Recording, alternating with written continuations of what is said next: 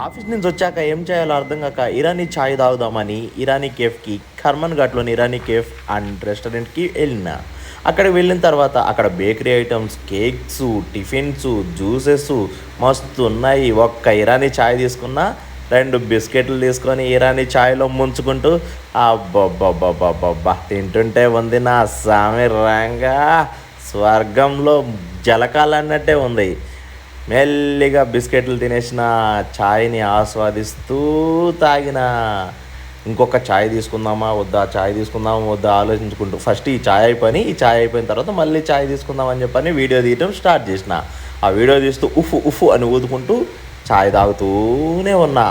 ఇక్కడ యాంబియన్స్ మాత్రం ఎక్సలెంట్గా ఉంది. యాంబియన్స్ అంటే యాంబియన్స్ అన్నట్లుగానే ఉంది. ఛాయ్ తాగుదామంటే మన కర్మన్ ఘాట్లోని గెలాక్సీ రెస్టారెంట్లోనే ఇరానీ ఛాయ్ సూపర్గా ఉంటుంది రా బాబు అని అనిపించింది. మళ్ళీ ఇంకొకసారి వెళ్దామని ఆలోచించుకుంటూ అక్కడి నుంచి ఇంకా బాడీ కరిగేయాలి కదా బ్యాడ్మింటన్ కోర్ట్కి. ఇక బర్రమని ఇక కారు తీసినా